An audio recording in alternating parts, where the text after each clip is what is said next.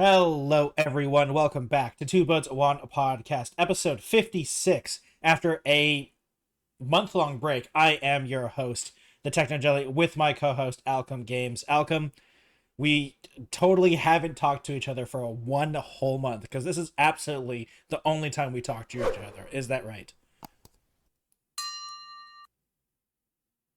Pause for effect. What? Hello? Wait, is my mic not working? What? You didn't say anything. Oh, okay. I was like, who are you? Okay. Okay, for a second, Uh, I thought my mic wasn't working for a second. It actually wasn't. I didn't hear you. You didn't say anything for me. Oh, okay. Maybe it's because I had my hands over my mouth for a second. I was maybe. But yeah, it's been a very long time, so it's going to be a lot of catch-up stuff. So we're going to be talking about stuff that happened almost a month ago at this point. A bunch of things. And funny enough, it's a lot of follow-up stuff that you and I have talked about a lot. Some funny stuff, and spoiler alert, Alchem. I really tried. For a few hours today, I tried to find funny crypto and NFT stuff. I couldn't. They're just so boring. Everything's so boring in that world, thankfully, that I just didn't find anything interesting. So, it's only video game and funny tech news.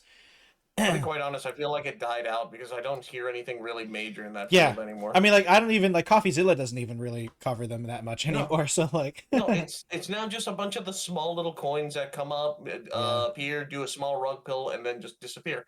And that's it. And the big stuff is Nothing not, major anymore. it's not that interesting. There are a couple, Nope. the problem is with, and all the stuff with, the crypto gaming stuff, it's just all failures, except for a couple of them. And sadly, Ubisoft seems to finally stop doing it, so I can't, make fun of them every other week because they release a crypto game for some reason. Though I do have to say that one reveal of that the oh god, what was it even called? I can't even remember it now. The one of the show that you really liked.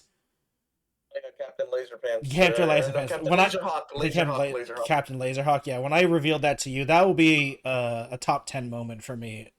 When I just the they could have made another one. They could have made a season 2. They could have continued, but no, they made an NFT game instead. Wave of the Future. Yeah, right. That was a top-down shooter mode that had literally nothing to do with the game with the show. That was a great moment.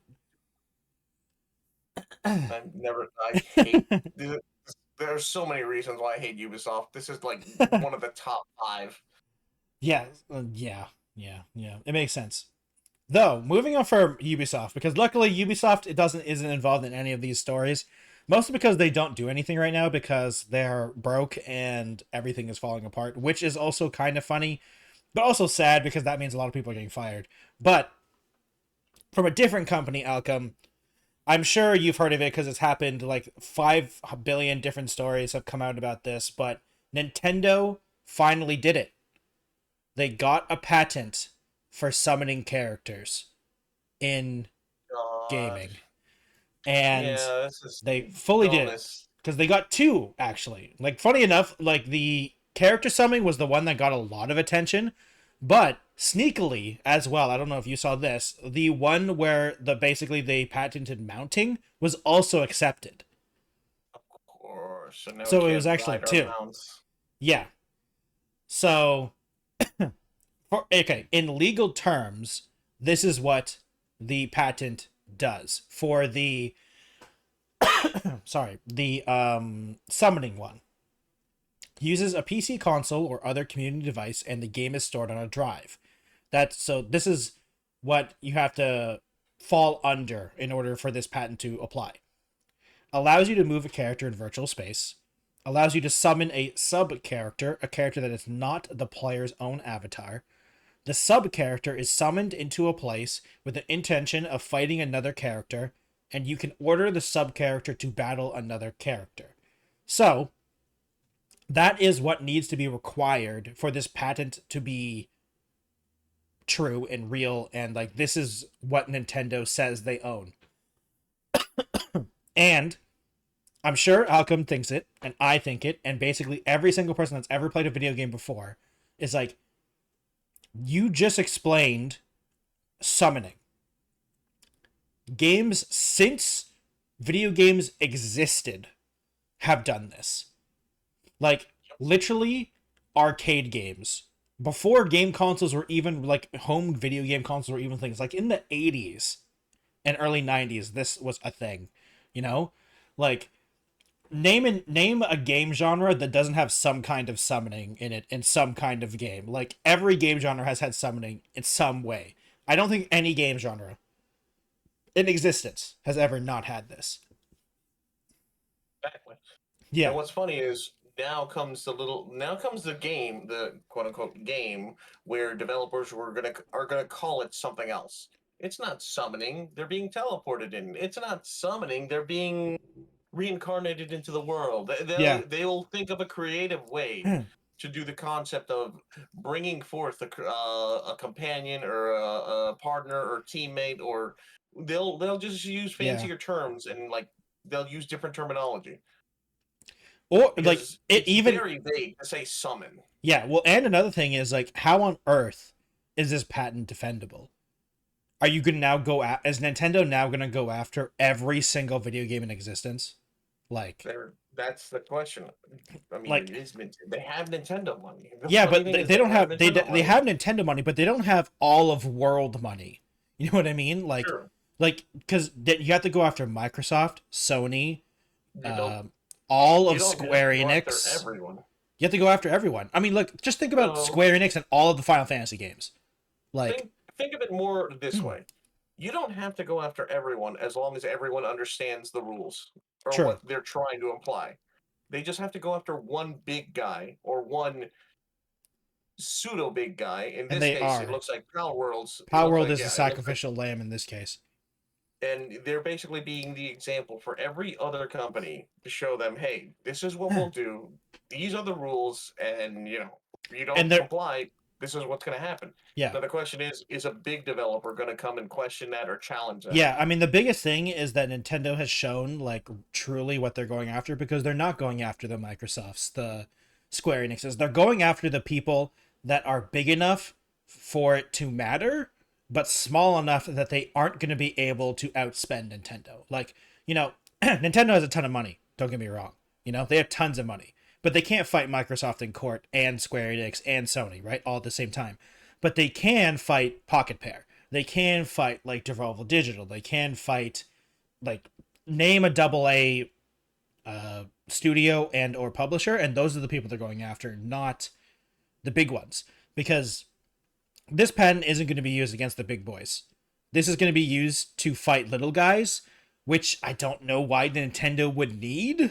Because, like... And this is where it's going to fail. I mean, that's literally where it's going to fail. If they don't defend against the big guys, then little guys can just argue, hey, if Nintendo wasn't even going to defend their whole property with the big guys, then there's no point. And depending on how the courts work overseas in Japan, then they should see that and be like, yeah, you're right. If they're not going to defend entirely, then they shouldn't be defended for any of it. It's like, it basically, if they're gonna fight for this, then they need to fight in every single game, every single one, even AAA developers. Yeah, and it's Otherwise, crazy. the court's just gonna throw it out. Yeah, and this is in U.S. court specifically as well, because they already have patents like these in, what's it called, Japanese court, but these two patents specifically are now in U.S. courts. Which is a big deal, because other than Japan, video games, like, it is one of the biggest markets for video games. Let's just be honest here, like, and while the Japanese market, of course, is big, the European market is big, the American market is where the majority of video game sales are. So that's a big deal. Well, actually, okay, because this is not treading the line of trademarking mechanics. I know Warner Brothers did it once, but now Nintendo's trying to do it with, or patenting, patents. And now Nintendo's trying to do it with, but this is like a basic. This is very basic, because, like, the thing with Warner Brothers is that at least the Nemesis system, which is what they patented, is, like, very specific. It's like, it's a very specific type of system, and I still hate that it was patented and no one else could use it, but at least it's, like, It's not going the to disrupt the failure. entire gaming Yeah, flow. the It's not going to annoying disrupt thing. other companies. Yeah, the annoying thing for that is that I want other games to use it.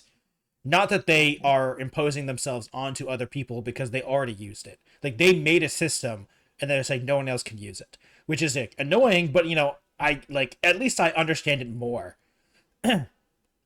But summoning a character was not invented by Nintendo.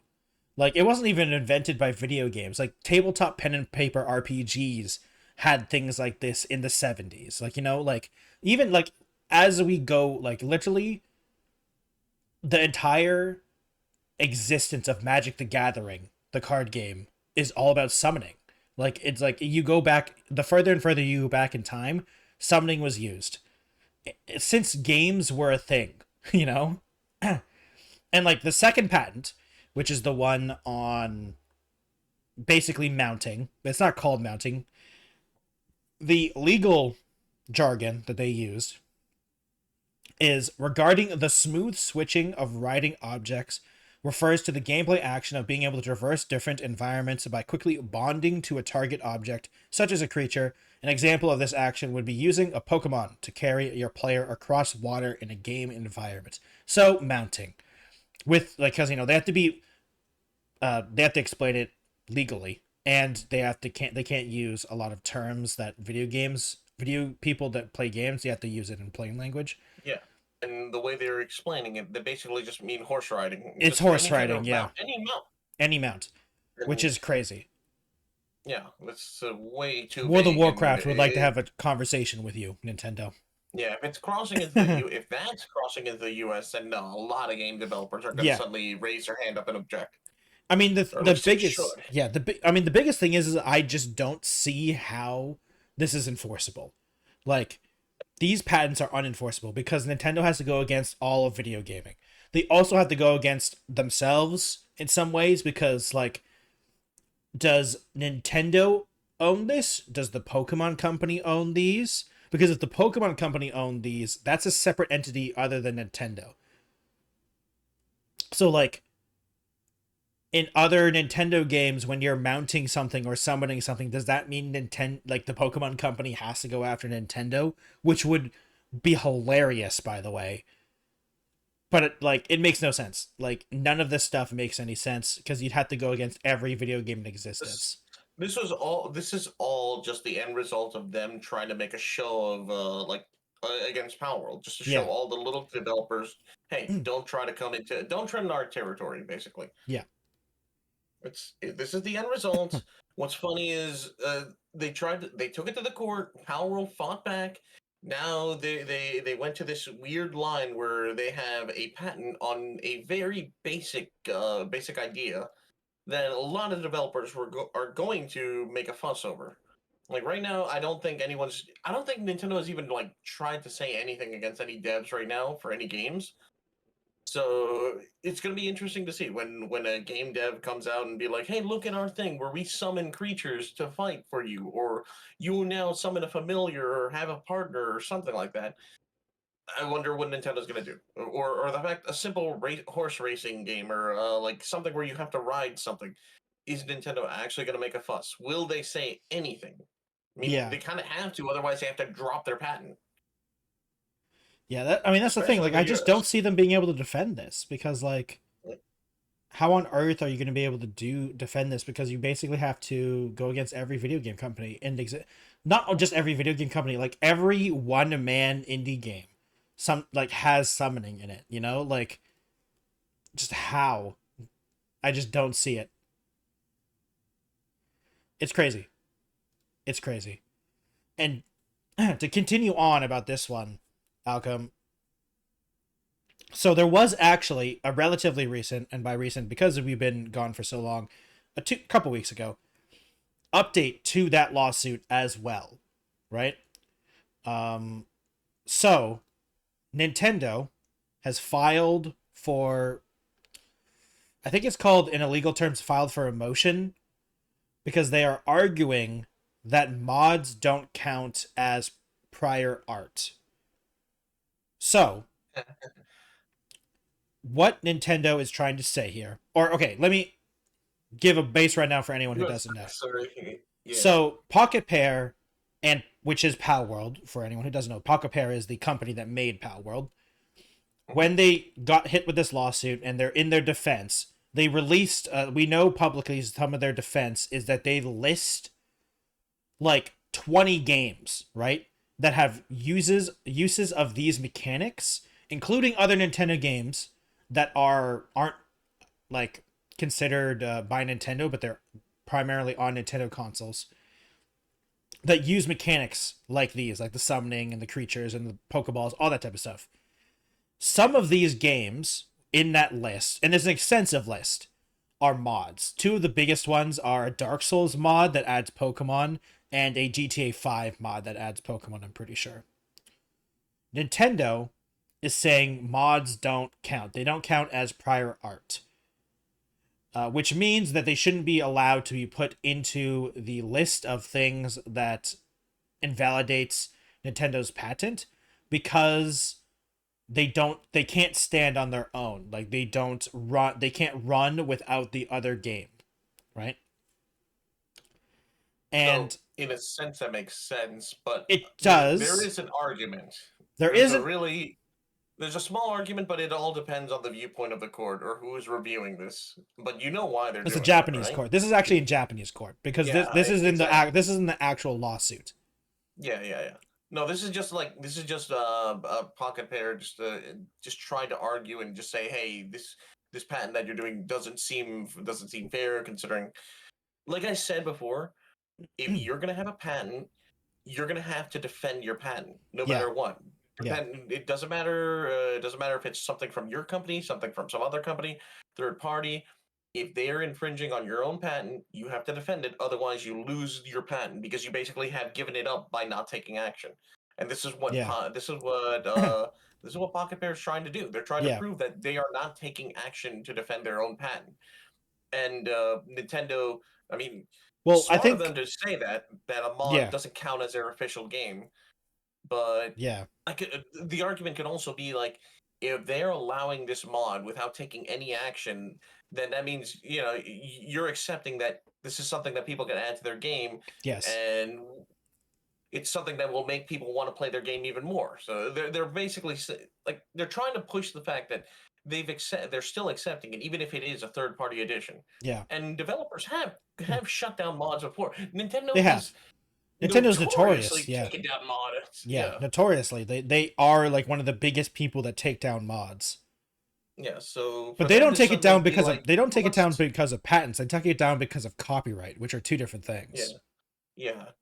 Because arguably mods are an infringement of copyright. Like you could argue they're like it's especially with some of the modification of a game. Yeah, it's not the game itself, just modified and just patent. It's not.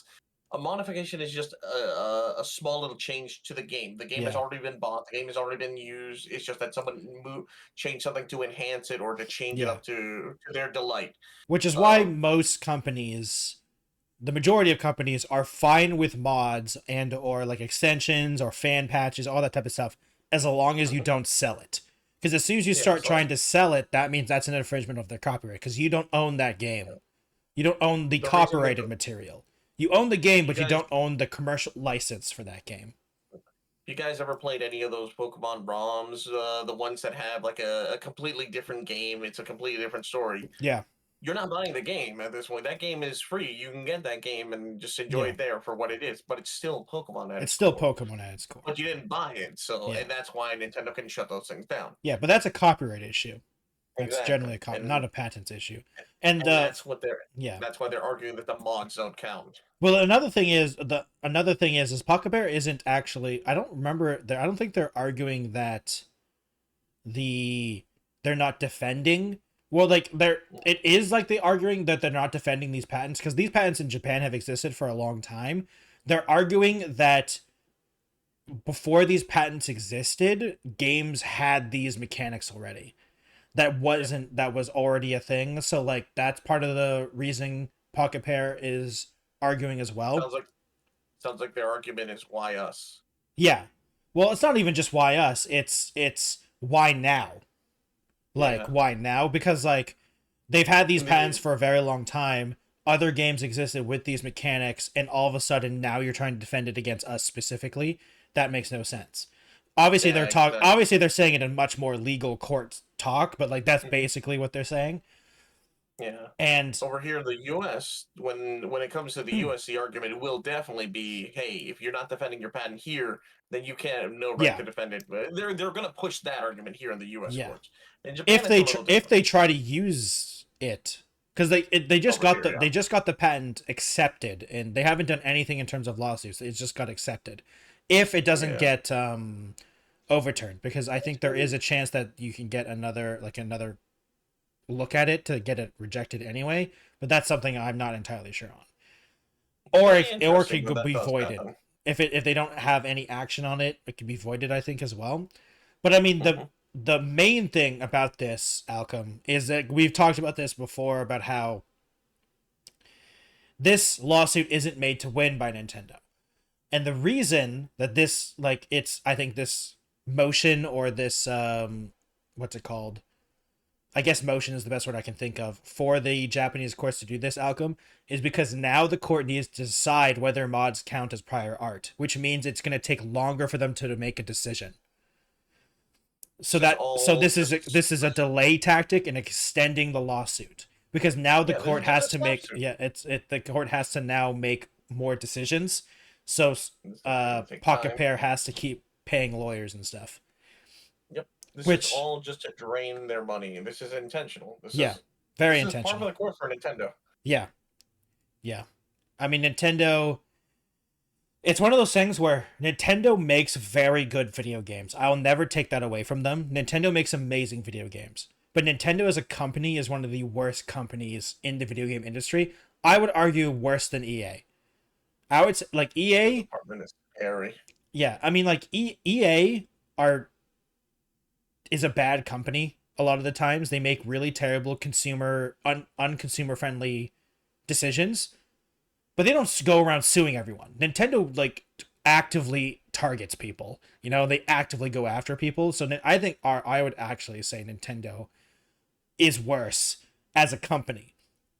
As developers who make video games in Nintendo are the only reason Nintendo still has such a good reputation.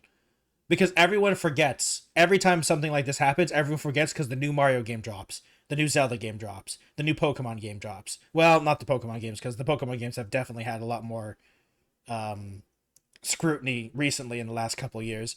But, like, all the major Nintendo games, even the third-party ones, they save Nintendo from having a bad reputation, which, you know, I'm not blaming the developers, obviously, who make Nintendo games, because they make great games. I will never argue. Nintendo makes amazing games. But man, Nintendo as a company is hard.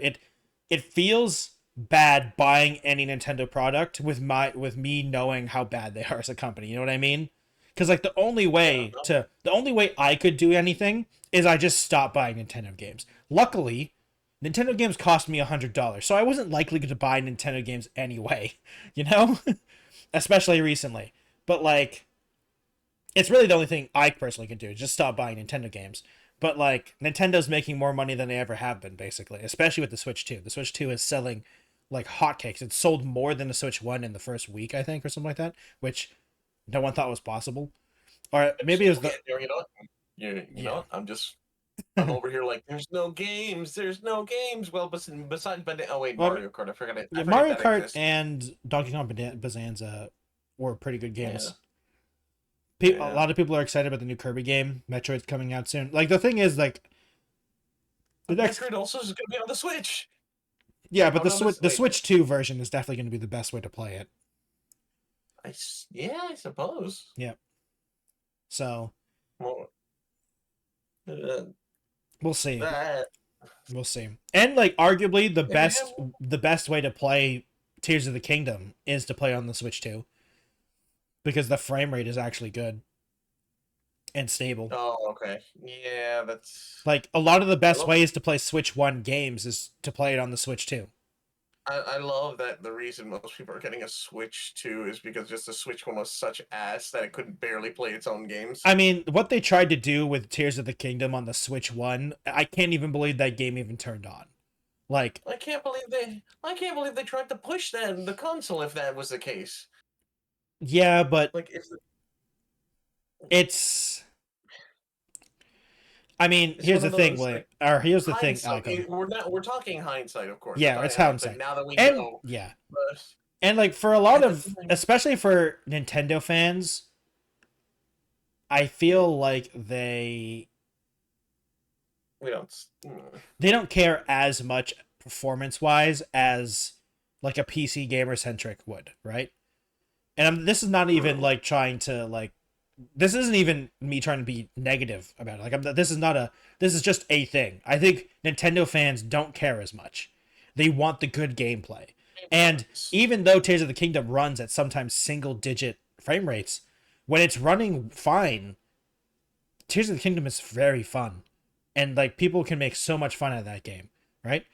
And especially for, like, the type of person that Nintendo goes after, which is the person who plays very casually, they're playing like an hour or two at a day at most, you know, like they're not playing 8 hours a day, you know, they're not playing 7 hours a day, which is what I feel like the internet forgets. Like most people don't play video games for a very long time. They play a couple hours here and there, you know, and which is why I think Nintendo has been so safe generally from all the bad press, because most people don't care because they make really good video games. And it kind of sucks because Nintendo sucks as a company. As a game developer, really great. As a game company, really great because the stuff they make is great. Yeah. Legal department is one of the scariest, most ruthless, cutthroat companies ever. Yep. And, Alchem, it's going to get worse. Yes. And you want to know why? You want to know why? Because Doug Bowser has retired. I didn't even he's only been there for 6 years because he started in 2019, and and he's retiring December 31st, 2025. He didn't really do a lot for the company. There are 3 things that I know that he did. The 2019 announcement was amazing when they did the whole Bowser thing, and he was Bowser, and like that was great. Him announcing the price stuff for the Switch 2 World being $80, and him talking about variable pricing for games. And for the third one, which I don't think you and I would really, which is one of the reasons why I think you and I don't really recognize him as doing that much, but apparently from what I've seen is that he was very active in terms of tweeting and being on social media about being in other languages. So he tweeted and talked to the Spanish community a lot, like the South American community and other countries that didn't speak English. And he was very big on translating games for other languages, which is really cool, I would think. But it doesn't really affect us because both of us primary English, and they obviously all Nintendo games are for English. So, but it's also one of those things where as a CEO, I'm not saying you can't really do a lot in 6 years. You can obviously do tons of stuff, but like publicly, there isn't a lot. He didn't really do anything publicly in 6 years. But like, then like my only like, what's it called? Reference is Reggie.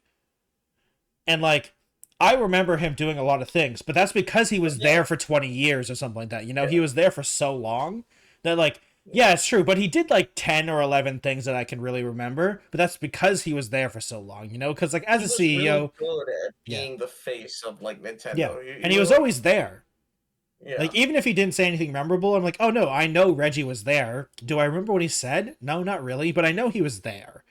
You know, like he did interviews with random YouTubers for a long time, like before YouTube was really a big deal. You know, like. He's the one who apparently pushed for Wii Sports being packaged in the Wii. Like, he was the reason that was a package deal. Because he really pushed for that. But yeah, Doug Bowser is gone. And the reason I was saying it was going to get worse is because Devin Pritchard is in charge. Yeah, Devin Pritchard or Devin Ganondorf, which she needs to legally change her name to, is going to be taking over as the chief. Oh God, what's their effect? It's the president of Nintendo of America, but they also have another title, like chief officer or something like that. And one cool thing, she's a woman, first president of Nintendo of being a woman. Great, cool. President of Nintendo of America, that's great.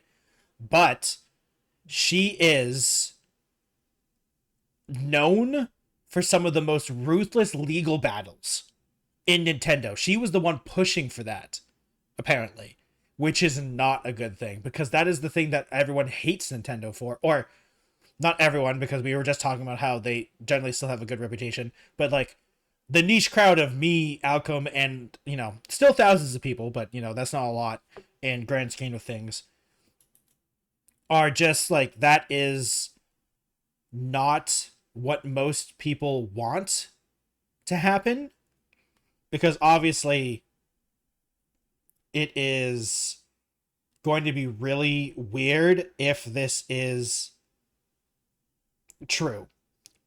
Because first of all, I haven't really seen too much evidence of her going to be like a very big deal when it comes to this stuff.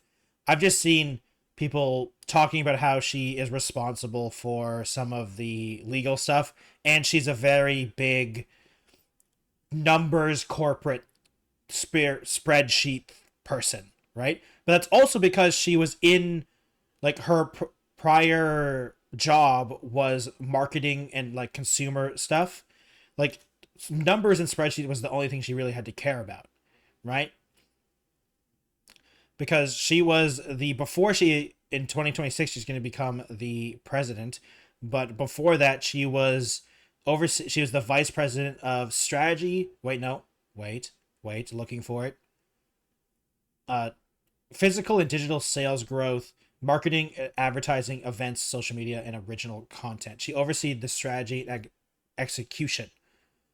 So, like, to be fair, when you're the vice president of sales, marketing, and communication, like, numbers is all you care about, which is like, okay, yeah, she's a corporate numbers person, but that was her literal job. Like, when you're in the sales, marketing, and communications role, sales and marketing, at least sales is really just numbers.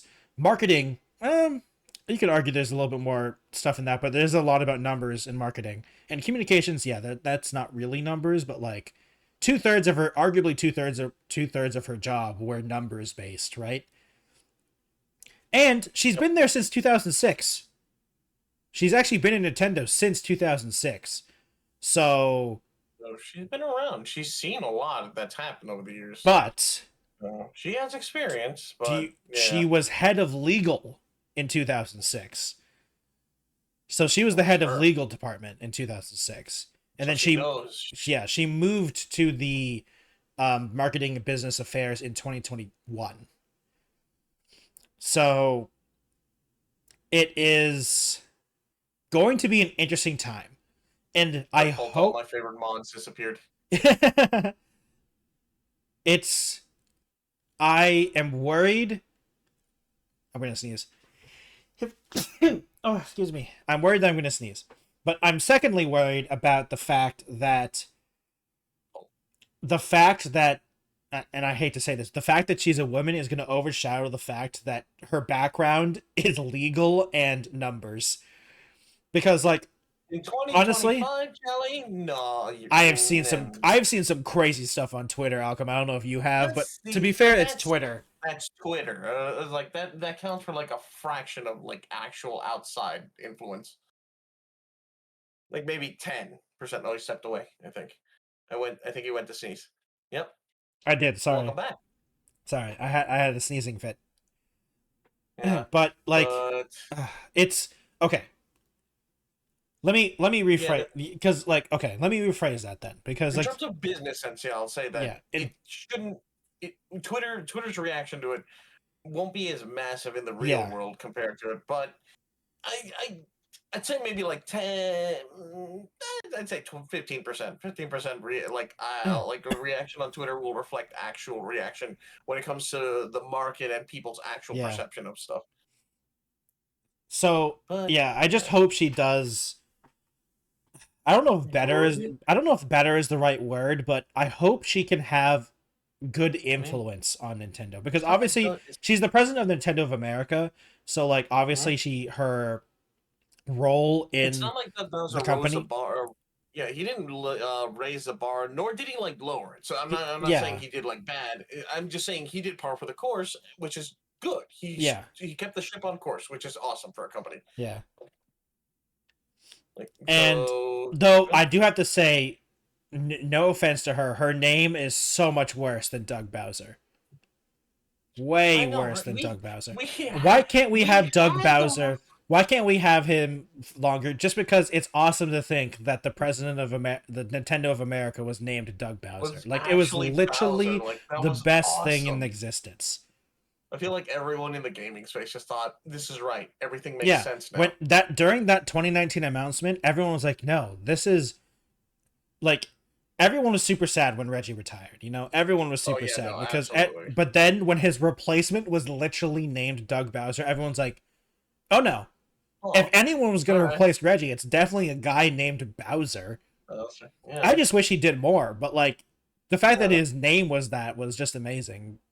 And so she needs to legally change her name to Devon something. It has to be just anything. It doesn't even have to be Samus. It could be Kirby. It could be what was the first? Ganondorf. It could be Ganondorf. Like, you know, I'm not picky. It needs to be Nintendo related though, please. Even if you change if you don't have a middle name, get a middle name. Officially make your middle name something. Like, if you don't want to change your last name, I get it, but like, come on. Why'd you make it a villain though? Like, I'm over here. I'm over here spouting Kirby. But it was Bowser. His last name was Bowser. You have to keep the villains. Yeah, you have to keep the villain. The villain. And let's be honest, they are the president of a big corporation, even if it is Nintendo. Like, you know. So yeah, you know, it makes sense. Bless you. I got very tiny there. No, I was taking a drink of water. Oh, okay. But yeah, no, it's like, if we're gonna follow the villain arc for the leadership of Nintendo, yeah, it should be Ganondorf. Oh, we've also got some people, which is really funny. People saying, so is Devin Pritchard Jr. Bowser Jr.? Oh my god. Which is very funny. Yeah, but I'm still shocked that he's already done. Like, Doug Bowser is already gone. Because, like, he's also only 60. Like, I mean, 60 is pretty old, don't get me wrong, but, like, Reggie was like how old when he retired? Like, he was pretty old. I think like 70 something. He was like, yeah, in his 70s. He was in his 70s. Yeah. So man was 70 and was still living it up as the like head of Nintendo. Yeah. I mean, it's kind of crazy, honestly. The Bowser era. Actually, no. For Nintendo. He's 64 right now. Oh, he's 64. Then never mind. He retired just when he was. He retired when he was 50 something. Huh. Oh shit, then Bowser was older. Okay. I think he was older. Interesting. Then yeah, I swear he was older. I actually thought he was older. Yeah, I thought he was older. Yeah. Oh. Yeah. I guess it's because he had, to be fair, Reggie definitely felt like the hello fellow kids type of guy, though. You know what I mean? He was definitely, like, don't get me wrong, he's a gamer. I'm not saying he's not a gamer. But, like, he definitely was trying to be a part of the cool kids club when he was like, no. You can be yourself, but you're not part of the cool kids club. He definitely pushed it. And to be fair, that could have been some of the Japanese marketing too, because Japan is kind of known for that kind of like cringe content type of stuff. And there's only so much that Nintendo of America can try to fight against that, because let's be honest, they're Nintendo of America. They're not the Japanese side. The Japanese side, what they say goes. And there isn't that much you can say. Like, the fact that Reggie was able to convince them to package the Wii with Wii Sports just shows how charismatic Reggie actually was. Because, like, it's hard to convince any Japanese company of doing anything that they don't think is necessarily a good idea. Which is proven because the Switch 2's demo game was sold for money and it's not a video game, it's an interactive user manual, it should not be sold. It should come with the console. It should not be a paid game. It should come with the console. It is a user manual that you can interact with. It is not a video game. So, it just shows. But hey, hopefully she does well. Even though I've been very negative towards it, I hope she does well, and I hope things actually go well. But overall, I don't see it going in a good direction. But that's not because of her. But I just think Nintendo is going in a bad direction. You know what I mean? But I don't think that's her fault, and I don't know if she gives me maybe the correct course, honestly. But we'll see. But, like, other than the fact that she is, like, part of the legal department and was apparently a corporate numbers person, she's a fan of Nintendo. She's worked at Nintendo since 2006. She has kids, and, like, the market for Nintendo is very family friendly. She seems like a really good choice for a CEO. But the problem is Nintendo is going in an already bad direction, so I don't necessarily know that it was going to be her fault. You know what I mean? No, I get where you're going, yes. Like, it's gonna suck if she gets blamed for a lot of things that wasn't necessarily her fault. You know what I mean? Oh, God. Sorry. I don't know why, but my brain went. I don't know if you've ever watched Futurama, but there's like a part I've watched bits and parts of it. Yeah. Yeah, there's a part where I forget the name of the captain, the one who's like a jackass. He points to his second in command. He's like, "Get ready to take the blame." And now, when everything goes to shit, he points at him like, "You're now in charge. Yeah, you're ready to take the blame." So I'm like, "Oh, is that what's happened?" No, I mean, I'm joking, of course, but yeah, hopefully nothing starts going downhill further from now. I hope. Yeah. I mean, I think things are, unfortunately, but I don't think it's going to be her fault. Yeah. Like, and if things go better, I hope it's because of her influence. I mean, to be fair, we've talked about all the bad. We were literally just talking about all the lawsuits. She used to be the head of legal. Maybe she could tell. Maybe she could try to convince. Maybe in her a professional opinion, these lawsuits suck and are a waste of money. Like, honestly, as a numbers person, I could see that be true. Like, I could see a lawyer looking at them and saying, this is a waste of time and money. More importantly, money and resources. You know what I mean? And if she could, like, you never know. America, though. Yeah, no, like, but you never know. Like, if Reggie can do it, maybe she can too. Can try to convince people. Who knows how charismatic she is? I mean, she's been the head of legal department and the vice president of one of the departments as well. So, like, she's obviously knows what she's doing because she was promoted many times. And she it's not like Nintendo has done bad, right? So, in terms of performance, so we'll see. So, definitely to move on, but go on something funny, but also kind of sad, but it's still Nintendo related. Alchem, I'm going to say something broadly that is going to be interesting to see if you actually follow, because I didn't follow them. Obviously, I don't follow them on Twitter /X. I'm just going to call it Twitter. No one calls it X. Yeah, but I think they might have posted it on other social media platforms, but I don't remember. But do you follow the U.S. Department of Homeland Security on Twitter? I assume you don't. But I'm pretty sure. So, Alchem, so you know what I'm talking about. So did you watch it though? Because did I really? Okay, I skipped through it when I heard about it. I'm like, is this real? And then I was like, oh my god, it is real. And I clicked through it just to make sure. And I was like, oh my god. Did you watch it?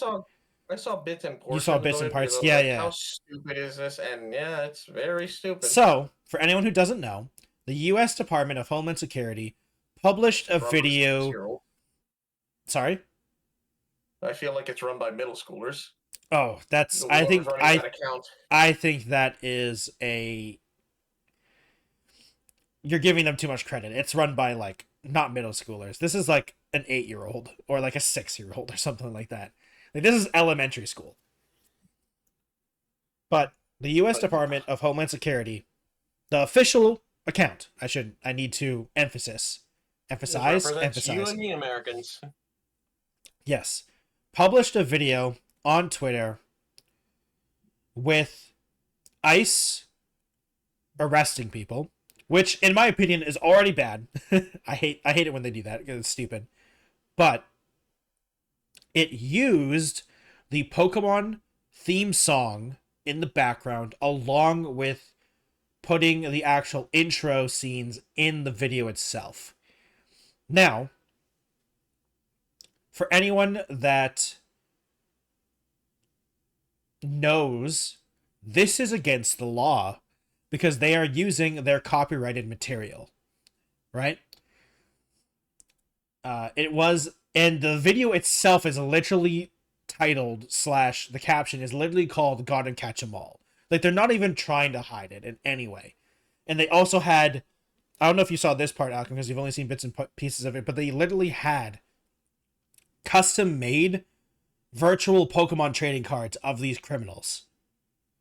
And probably made by AI, honestly, because, you know, it's definitely made by AI, but like, it's bad, right? And everyone's like, Nintendo needs to take this video down. Like, they need to send the DMCA. And Alchem, I don't know if you know, but Nintendo has officially responded. They won't. And they stated that they weren't involved in any way, but they weren't going to take any legal action. Which, I have to admit, for Nintendo's reasons, makes sense. Kind of. Because, like, do you really want to do that? Like, try to push the limits? So it is. It's already something hard to argue. The only argument that they could have is that they're using their product to promote or emphasize something political. But unfortunately, the enforcement of like basically keeping out people who are illegal or illegally in the country is not necessarily a political like side or movement or anything like that. So they can't really argue that so much. But I mean, they didn't give them permission to use the song. The music is the music is the thing. The music is like one thing. Like, no, you can get that struck down immediately, because that happened before. We talked about it before. What was it? Yep. Which band was it? It was a band that did it. I just don't remember the entire. It was they were doing drone stuff, right? It was a drone video that they were like an AI drone video or something like that. They had music over it, and the band literally sent them a copyright strike. Like, they DMCA'd them, so they re-uploaded the video without the music. Yeah. Which is Nintendo doesn't want to get involved because which, you know, I understand Nintendo not wanting to even touch this with a 10-foot pole. Like, they're like, hey, we were not involved with this, and that's all they say. Basically, that's basically what they said. Yeah, they did make an official. They made an official saying that they are not involved in any way of this. They were not contacted. This is their property, but they were not involved in any way. But it doesn't look like they're going to be doing anything legal, which, like I said, is unfortunate, because I think it'd be hilarious, because Nintendo would definitely win this, but putting your hand in this pie is potentially, I can see them saying not worth it. Hopefully people forget about it, you know? And to be fair, most people will just forget about it. Yeah. Especially when they officially said they're not involved. So, like, and if something says, hey, man, what was this about? It's like, oh, we're not involved. Like, they stole it. You can just say they stole it, and then you can ask, why did you not try to take it down? And they can literally respond, it's the U.S. government that did it. Like, it's the current U.S. government. It was the current. Yeah, it's true. It's the current U.S. government. Like, I can see why they just want to say, hopefully, if we just acknowledge the fact that we didn't have any involved, and people just forget. I get it. Though I did really want to see them to DMCA them, Alchem. I really wanted to see it. I would have laughed. Just like how I laughed about that whole drone video thing. It was hilarious. I understand why they didn't, but I wanted them to, Alchem. Out of all the stupid lawsuits and all the stupid DMCM, all the things Nintendo does, this is the one thing I want them to do, and they don't do it, Alchem. I swear to God. Yeah. Yeah. I swear to God. Yeah. And it makes me sad. Yeah. Mm-hmm. So, yeah. So, moving on from Nintendo finally, Alchem. It's time to move on to a different company. A video game company, specifically. Alchem, we've talked a lot about how Microsoft and Sony are fighting each other, right? Because Nintendo's in the lead. We'll say that. Nintendo's number one since the Switch. And the PS5 and the Xbox Series have been battling it out. And Sony basically whipped it out and slapped Microsoft across the face, right? Because Microsoft was basically no competition. It is proven so much so, Alchem, that Costco doesn't sell Xboxes anymore. A lot of Costco's in the US and the UK don't have Xboxes anymore, Xbox consoles anymore. And when they were asked, they just responded they weren't selling. So we stopped stocking them. Which is so funny. Because like it obviously like it makes sense. Like, yeah, they're not selling. We don't stock Xbox consoles anymore. We only sell Switch and PS5s. Like, they sell Nintendo products and the PlayStation products. And their official statement is we don't actually have Xboxes anymore. And their official statement was we don't have them anymore. And basically it was less in the first 40 weeks of 2024, 19% of Xboxes were sold physically. And so, like, if 19% of Xboxes world in the UK and US were sold, how many of those are going to be from Costco? Not a lot, right? In a 40 weeks, like, how many people go to Costco to buy video games? You know, especially consoles. So, like, yeah, I can understand. It's so funny to say, but like, this is even more evidence of the fact that Nintendo is Microsoft. The Xboxes are just, no one wants them. Like, literally no one wants them. You know, like, places aren't even selling them anymore. Like, literally, you can go to Costco, and hilarious enough, I was in Costco like during this when I found this story. I happened to be in Costco. To be fair, I'm in Canada, so it might be slightly different, but like the Xbox section, like, I couldn't find it. Now, to be fair, once again, I am in Canada, so it's technically the UK and the US, so maybe there is just a supply problem, and I wasn't in there for very long because I forgot halfway through. I was like, wait a minute, what, am I looking? Anyway, but yeah, so like it's crazy. And in fact, let me just quickly look up Costco. I want to look at the Costco in Canada. Costco.ca. And if I just search Xbox, I'm very curious to see if... Oh, it's not working. Why can't I go to the Costco website? Oh, it's because I spelled it wrong, Alchem. I spelled it wrong. So if I go to Costco... Oh my god, please. Yes. Okay. So, Xboxes are... Oh, interesting. Consoles are not... When I search up Xbox, the console isn't shown up. It's a game. Wait, that's hilarious. Alchem, guess what they sell at Costco in Canada for Xbox? Rollers? Nope. Oh, they pass. What do they sell? They sell gift cards for Xbox Game Pass. That's it. Hell. That's literally it. When I search Xbox, Alchem, I literally get 4 different versions of Xbox gift cards.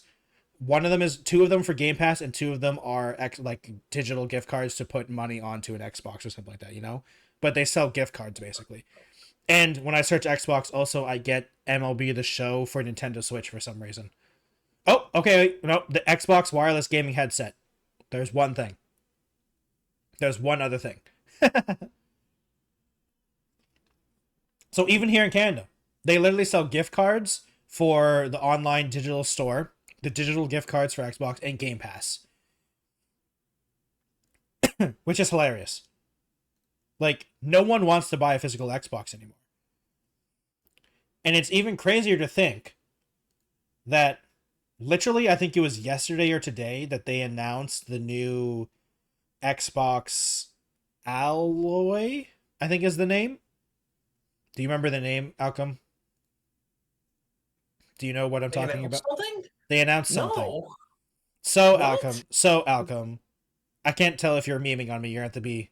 No, I'm actually dead ass. I didn't even know they announced some new thing. Okay, so There's no games. Oh no, but Alchem, this is this is their Switch or Steam Deck.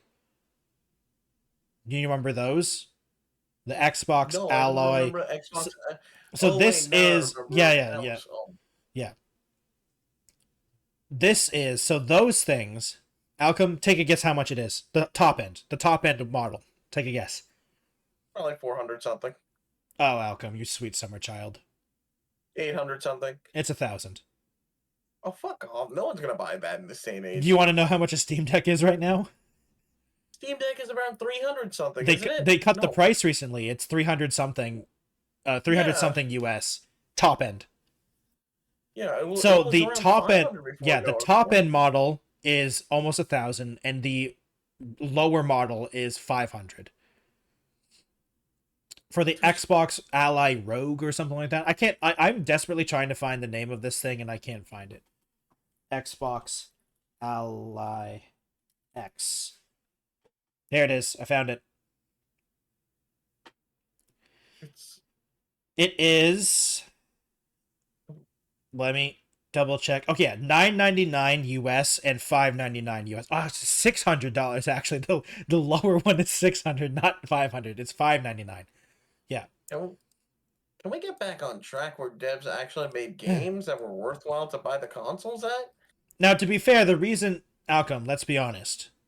If you're buying this thing, the reason you want it is because you want to play Game Pass games on the go. Let's be real. Like, that's why you're buying this thing. We are just a few phone generations away from phones being strong enough to play these games. You know what I mean? Honestly, Alchem, are we even that many generations away? Like, some of these games already run on mobile. Yeah, that's what I'm saying. Most of these games can run on a mobile, so we are what, like one generation, maybe two, before we can have one where it just. No, I feel like they intentionally make it so the phones kind of just start going bad and lagging after maybe a year or two, so you intentionally get a new one. Yeah, I mean the biggest problem with mobile gaming right now is the audience, not the tech. Yeah. The audience for mobile gamings don't want full actual AAA, AA, or indie games. They want crappy mobile games. You know what I mean? They want the free to play gacha games. They want the Candy Crushes and all that type of stuff. Like, full games don't sell. We're getting the point where most of these games try to do the same kind of layout that free mobile games do. Yeah. So we're getting we're slowly getting to the point where game developers, or at least not developers, most game developers want to make something unique and awesome. Most game publishers are trying to make their games more like mobile phone devices where it has constant stuff that you either have to pay into, buy, and continuously pay more and more money for. Yeah. Meanwhile, the technology for phones can now handle most of these games at this point. Yeah. It's just the point of most of the phone, phone devs or phone creators or whatever you want to call it, where they start to accept these published games. Yeah. But you know what the crazy thing is also, Alchem? Yeah. The prices of these are because they're pre-orders, right? Yeah. It's sold out everywhere. Like, people still bought them. Which is, I think, the crazier thing. Like, I honestly want to know who's buying this. Like, it's sold out everywhere. Like, I want to know is like, okay, in my opinion, there's like three options, right? The first option is I feel like I don't know if it's the most likely, but it's the one that I believe the most is that they lowballed the pre-orders so they could say this. Like they didn't create a lot. You know, the stock is low, so they'll sell out basically no matter what. Like they're like, okay, if we only make this many and sell out pre-orders, it's gonna look good on the headlines, right? Because there's no numbers attached to the like how many pre-orders were sold. It's just the pre-orders are sold out everywhere on all digital stores, basically. Every single one. How many did you make? We sold every single one. Yeah. So like that, I think that could be believable. You know, if it's like, oh, like did they only make a couple million? You know, and then they sold out. Like I could see this thing selling a couple, like the Xbox Series X and stuff like that. Even though everyone talks about how like terrible they did, they've still sold like almost like 20 something million consoles, right? So like the Microsoft Xbox audience is still there. It's just not nearly as big as it used to be, and so like I could see them selling a couple million of these things at this price and still saying, "Oh my god, we sold out pre-orders," and it's like 2 million units, you know, which I'm not saying it's not a lot, because it's still a lot. Selling something of 2 million is a lot, but for Microsoft, it's not a lot. Like, I feel like when we're talking about Microsoft products, we're on a different scale, you know? The second option is that maybe it really is as popular as maybe we're just wrong. I think it's crazy that people are buying these things at this thing. Like, if you really want this thing, please buy a Steam Deck. It's way better, probably. I don't think this thing is going to be that much better than this. I don't know. Maybe I'm wrong. But who knows? Yeah. And thirdly, maybe... Wait. Why did I say 3? I forgot. Because I got so intense on the first one, I forgot the third one. I don't remember. But I don't remember the third one. I'm sorry. But those are the two options that I can see happening, right? You know, we could be wrong, and maybe they are just selling out. But I think the more likely thing is maybe they lowballed it so they could just say that they sold out. But scalpers. It could be scalpers. Another thing is, I just want to, like, for the people who are legitimately buying this, I just want to ask them why. You know? Like, why are you buying a Rogue Xbox Ally X? Like, why? I want to know the reason. Like, if they're just a hardcore Xbox fan, sure, I get it. You know, some people are like that. I get it. But like, for the person who isn't a hardcore Xbox fan, I want to know why you bought something that's $1,000 rather than a Steam Deck, or any of the other like Steam Deck like systems. Because like when the Steam Deck came out and like broke the internet and sold out everywhere, and Valve couldn't make enough for demand. So many other companies are like, hey guys, we're also making this thing, and it's got this instead of the Steam Deck. It's got this and this and this. And there's some people that are saying, like, this model is so much better and this model is so much better. Like, it was a real competition. It's what Valve wanted. The oh god, what were they called before they made the Steam Deck?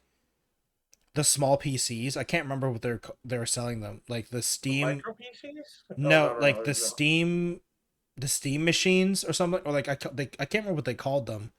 Like, it was so unsuccessful. How come you don't even remember that they did this? But they did something like this before that was less successful. I just can't remember what it was called. I think it was called Steam machines. It was like mini PCs that they were trying to sell with Steam pre-installed. They were trying to do like a Windows thing, which just didn't work. It's similar to the card game they tried to make. They just want everyone to forget about it.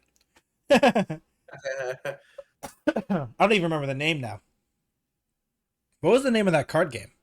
Architect? I don't remember. No, it wasn't Architect. It started with an A, though. It definitely started with an A. I'm gonna have to look it up. Wait. Valve card game. Artifact. Artifact. That was the name. Yeah, but they just wanted you to get it with the Steam machines. I'm pretty sure they were a thing. Let me Steam machines. Yep, Steam machines, a discontinued series of small form factor gaming computers made by Valve. They did them in 2015, and they tried to sell them for $400 to $600. And it had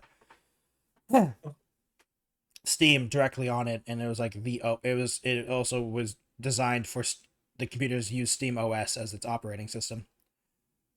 And they also had the Steam controllers as well with the Steam machines. They apparently sold less than 500,000, which is not a lot because like the Steam, like let me look at the Steam Deck. The Steam Deck on Wikipedia, they've sold. Wait.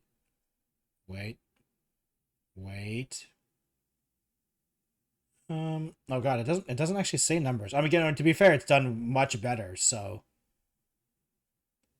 who knows at this point. I guess maybe they didn't release models of how much they've actually sold yet. I'm curious. I'm actually very curious, like how many people use a Steam Deck, like how many were sold.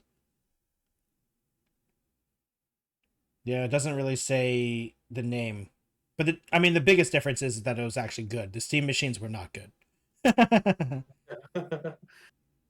Oh wait, they sold 1.62 million units in 2022 alone, and in 2023, it is estimated they passed 3 million.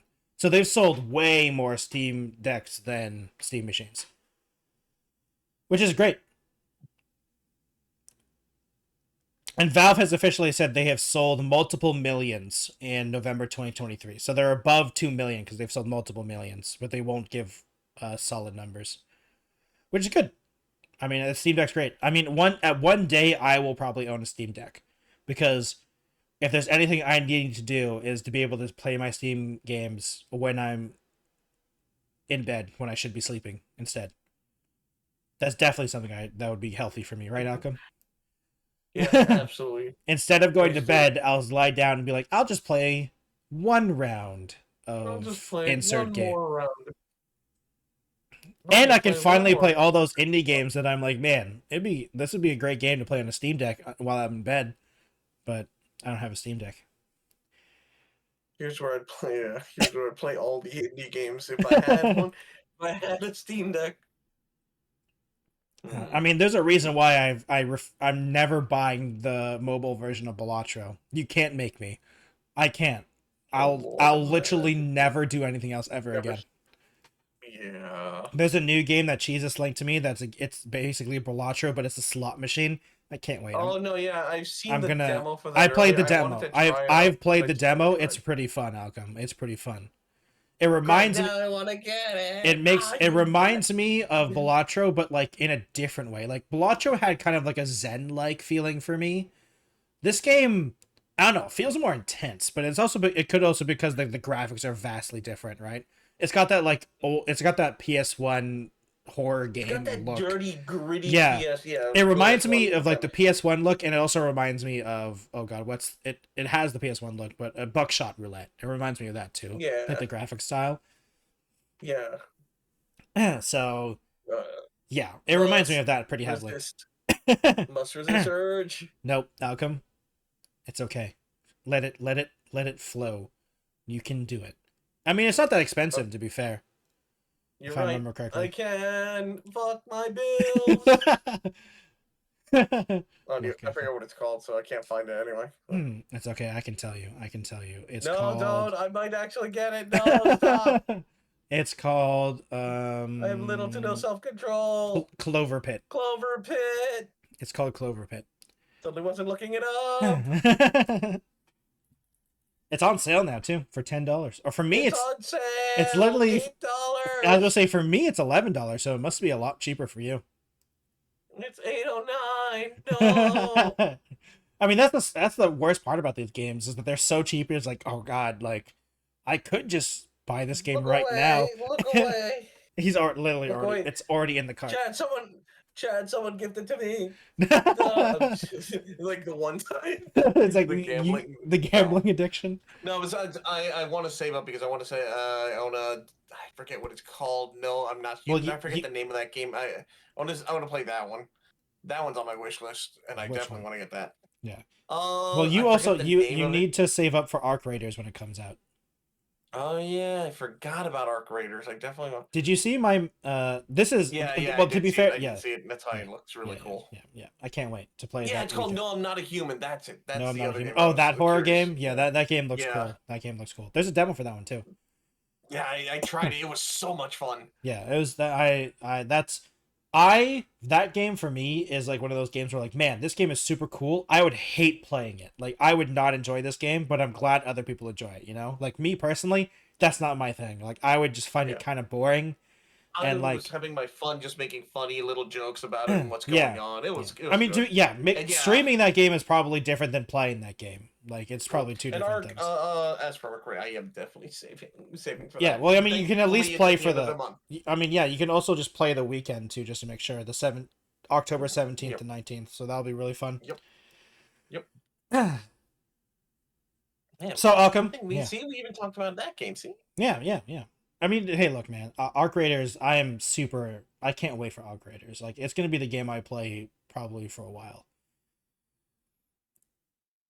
So I got two more stories, Alchem, and they're both. This one is gonna be really interesting because I actually talked about them earlier in today's episode.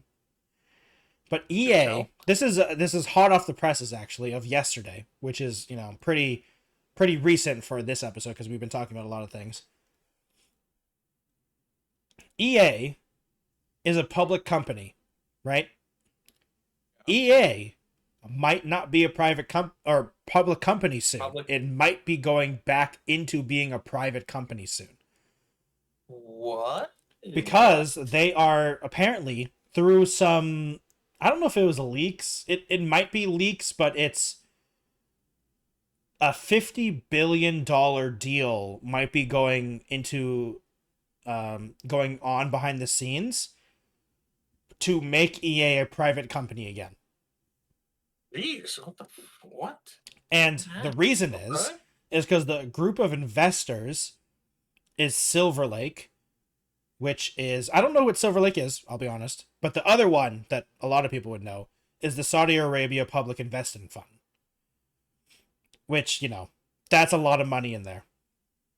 So that is going to be interesting to see if they actually become a private company again, which will be interesting because honestly, I don't know the answer to the question I'm about to ask, but is that a good thing or a bad thing, becoming a private company?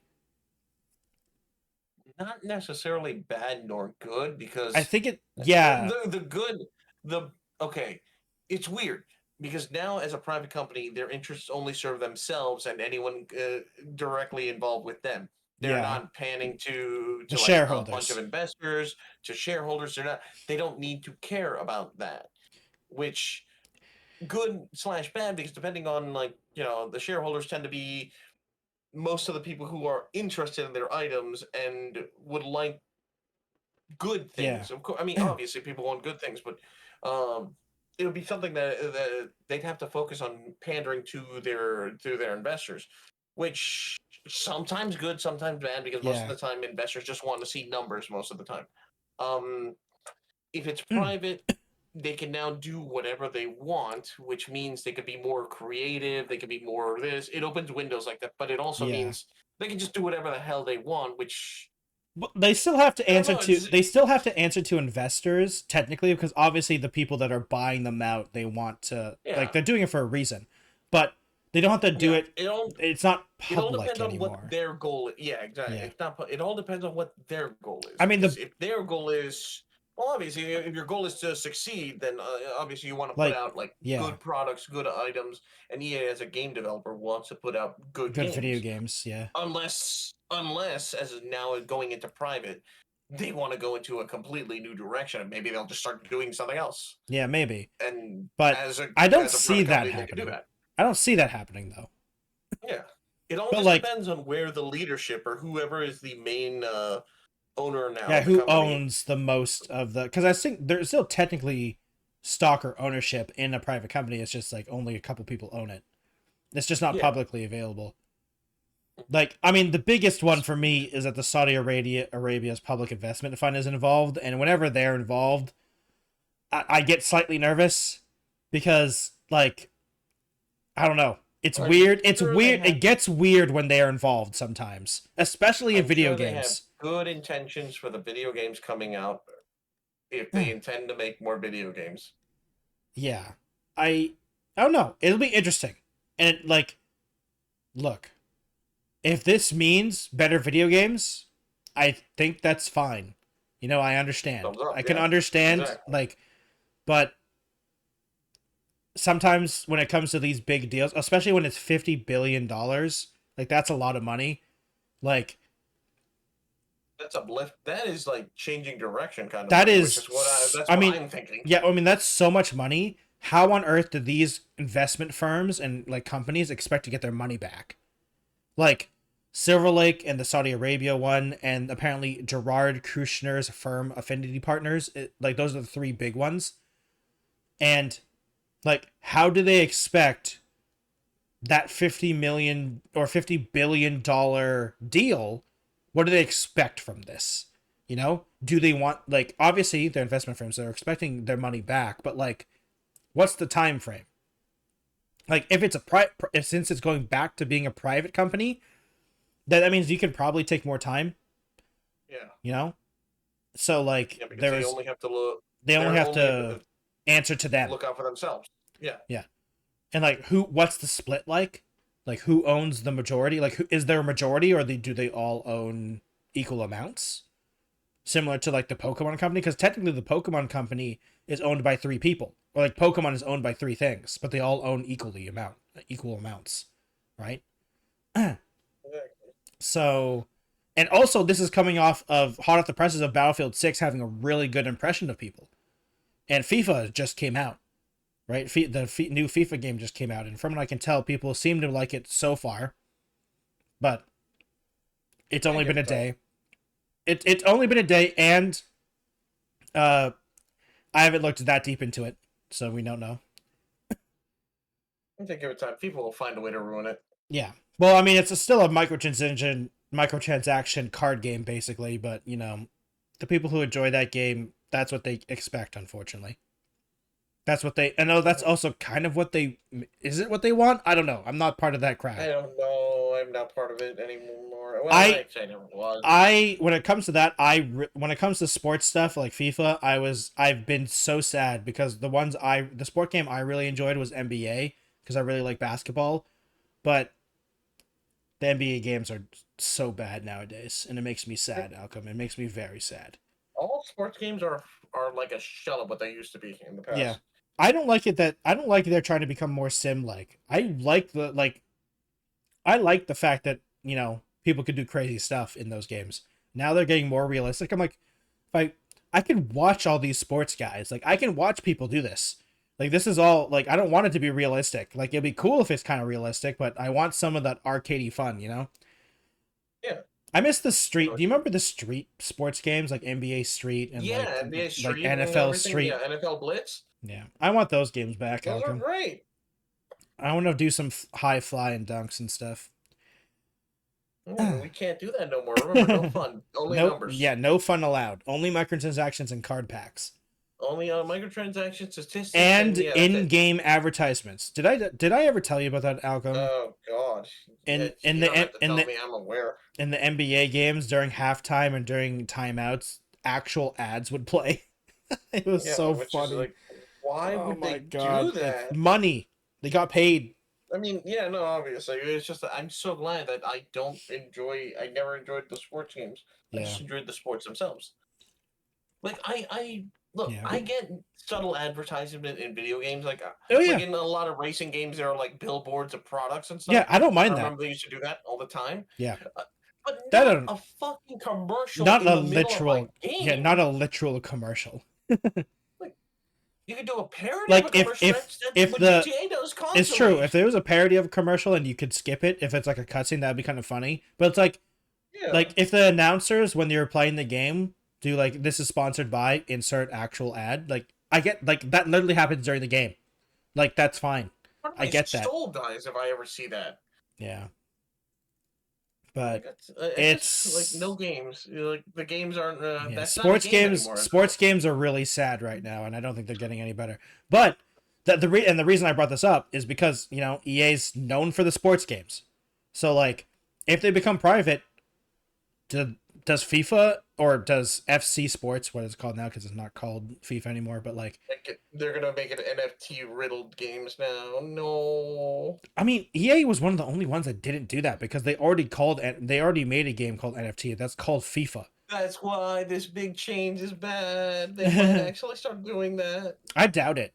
I'm a doomsay. They're going to become an NFT riddled company. Mess. No, but here's the thing: they want to make money, and there's no money in that. Like, let's be real. I retract my statement. Yeah, I was like I get it. Yeah, I get the Doomer thing, but I get the Doomer, but like I think there's enough evidence that there's not enough money in it. I like if honestly, if we're gonna do the hot take of Doomer take, I'd like they're gonna like the next game they're gonna make is made by AI. That's like the Doomer take. Yeah. But I don't like I don't see that as a realistic possibility because that game would suck in every way and no one would buy it. Like, I have faith enough for all gamers that they wouldn't buy the FIFA be made by AI. Like, I want to believe that people wouldn't buy that. You have faith. I have some faith. Just a little bit. Little bit of faith. Just a little bit of faith. Gamers will disappoint you. That is true, but I still want to have faith. They disappoint me all the time. Most gamers have no self-control. It's true. We did literally talk about that because of Clover Pit. Yeah. It's okay. Damn you and the audience convinced me to get Clover Pit. Yeah, I mean, Clover Pit looks like a fun game. It's a fun game. It does. Thank goodness I have another game that I'm saving for, so I don't have to worry about Clover Pit now. Yeah, I mean, luckily also Clover Pit is also cheap, so luckily the next it won't take that. No. I'm talking about in the future. I'm talking about in the future, Alchem. Yes. Hey, Clover Pit, you see how we're advertising the hell out of you? You really should sponsor us. It's made by one guy. There's no way they're watching this. We'll do a commercial. We'll do an EA and we'll put a commercial in the middle of our in the middle of the podcast. I mean, hey, that's how podcasts work. A commercial in the middle of the podcast is quite normal, actually. If you enjoyed this portion of the podcast, remember to visit our sponsored Clover Pit. They're the ones who said no, they did not. But hey, Clover Pit. I'd be down if they did, though. You totally. Look, if Clover Pit wants to have B-roll, if I need to record Clover Pit and have it in the background of this podcast, I'd do it. If they pay me money. Shills. We are shameless shills. I'll do almost anything for money, and I mean almost. Wait. Let me just convey this. I'll put a podcast. Yes, for my own individual stream. No, but for the podcast. Absolutely. Oh no, for this podcast, I'll do anything. I'll do almost anything for money. For my YouTube channel, I'll do almost anything for money. For my streams, I'll do almost anything for money. There you have it. I've been very upfront about this for the very beginning, except for I have turned down many crypto deals because every time we do a episode and it has crypto involved, I immediately get 5 emails, and it's just that's not even a lie. There's no lie there. No, I've literally shown Alchem the emails. Like they're so shady. It's the most shady emails I've ever received. They hear the word NFT on the podcast and they immediately come knocking. All the bots immediately. They don't even care if we're shit talking. Because we've never said anything positive about them. No, literally never. Hear the word. They're programmed to hear the word NFT, and so they're like, "Oh, these guys have some kind of media influence, even if it's like a fraction of it. It's like let's just have them." Yeah. They don't care. They literally are. Yeah, I've shown Alchem the Twitter DMs and the emails that I've gotten and the YouTube comments. It's like, holy cow, these guys are so desperate. It's so funny. But Alchem, I have one more story, and this was so funny because one of these companies I didn't know still existed, and the other thing, I didn't know someone wanted to buy it, but Alchem. A couple weeks ago, something went live on auction on eBay, and it is. I want you to try to guess it, but I don't like the only way. Okay. Sorry, say again. Beanie Baby? No. So, Alchem, it is an event and it is a branding. It's a brand that went on sale on eBay. And they're known for failure. What would... take a guess. Any guess. Unfortunately, that's the best. No, it would be funny, though. So, Alchem, Fire Festival went on sale on eBay. Oh, that garbage is still alive? That is, right? Take a guess who bought them. For $250, they bought the brand of Fire Festival for $250,000 on eBay. Specifically, $2,445,300. Who would buy something so stupid and useless because it's had and it's a company, not an individual person. It's a company. The company. Okay, that's why. At first, I was about to ask. They're a brand. Yeah, it was a company that bought it, and I'll give you a hint, Alchem. I didn't know they still existed.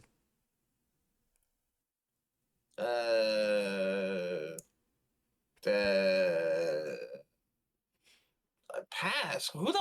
Seriously, who the fuck would invest in Firefest? Limewire. Which I didn't know was still a company. The file sharing service. The file sharing service. Yeah. That was very popular in when I was 5. I did not know that they still existed. And they bought the rights to Fire Festival. And their CEO of Limeware has said many things. And he said that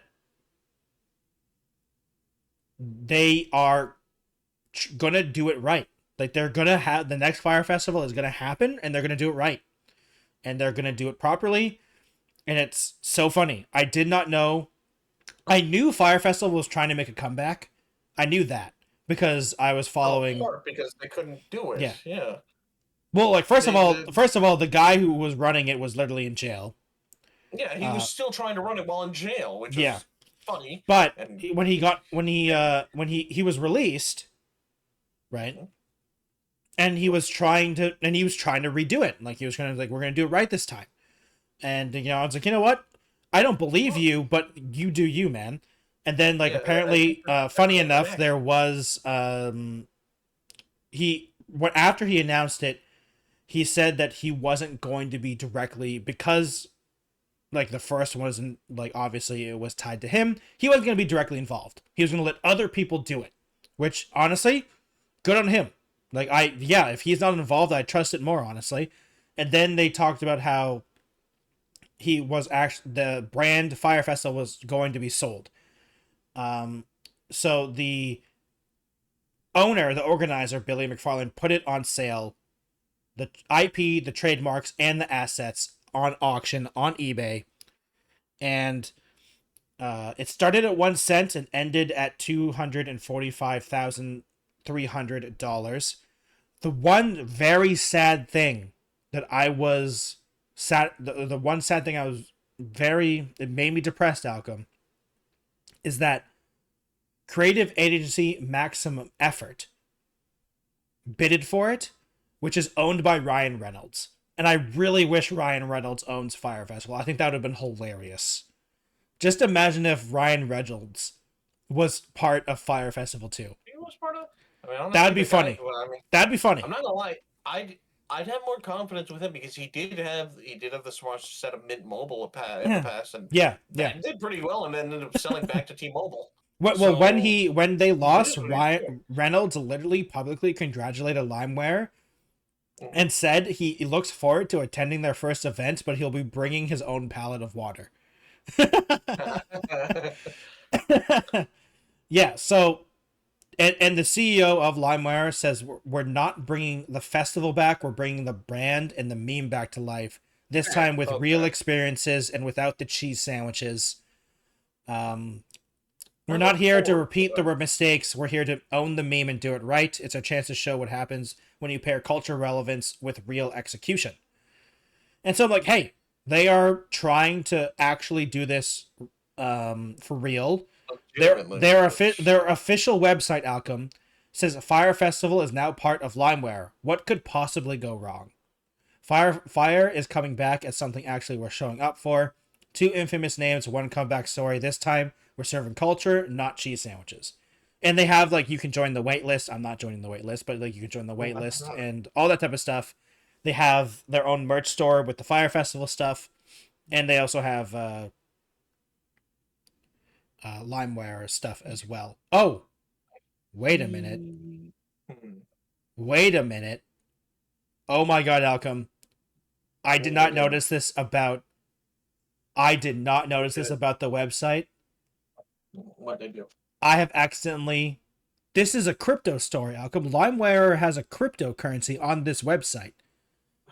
Powered by Limeware, once the Wild West of music downloads, Limeware has reinvented itself for Web3 era, building a decentralized platform for creators, communities, and culture moments, and has a Limeware token. That's hilarious. I didn't even know this was a crypto. Even when we try to get away from crypto stories, Limeware is a crypto company now. That's so funny. Come back to crypto. What happens when I click this link? I might disconnect. Let's see.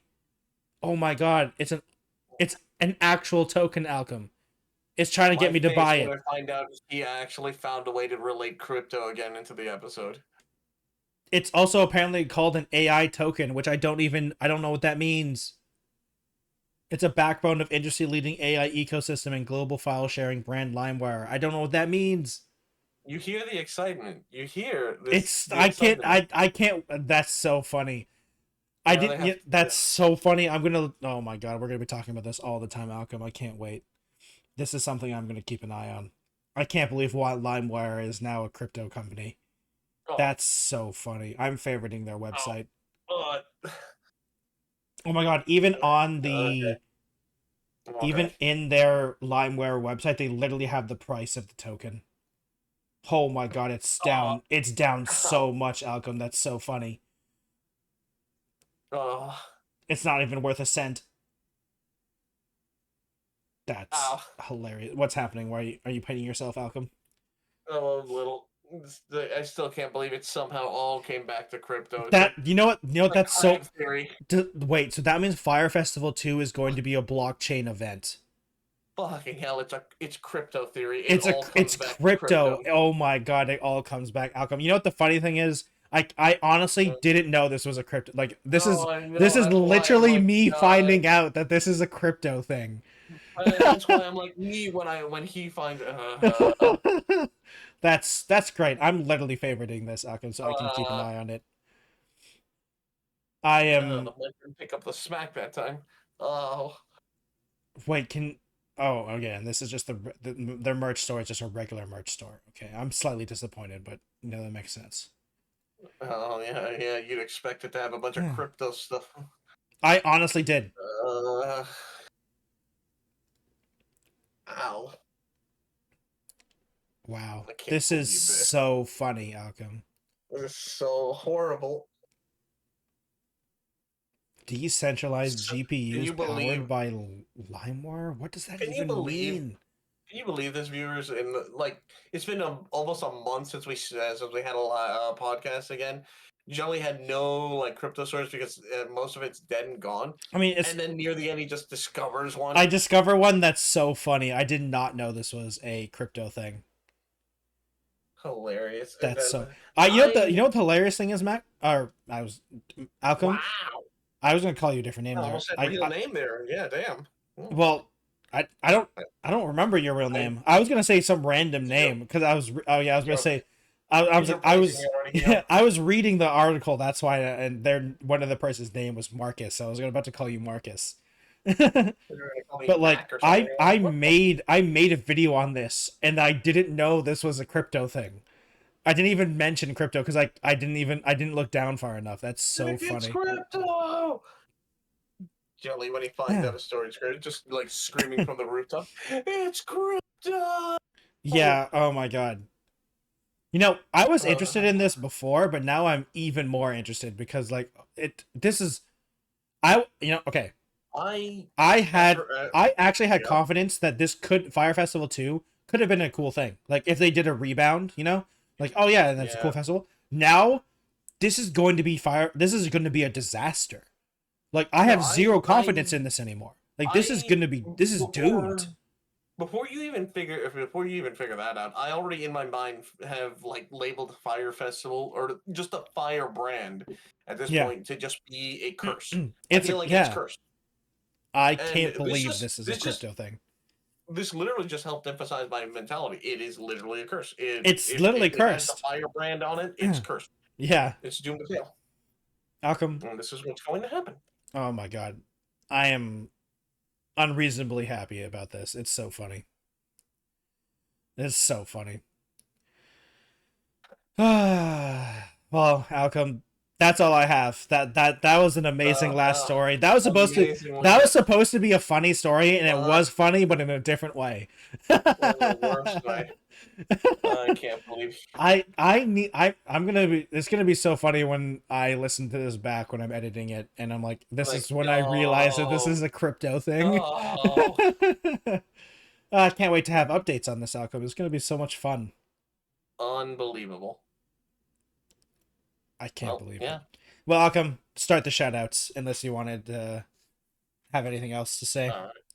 No. Oh, God. All right.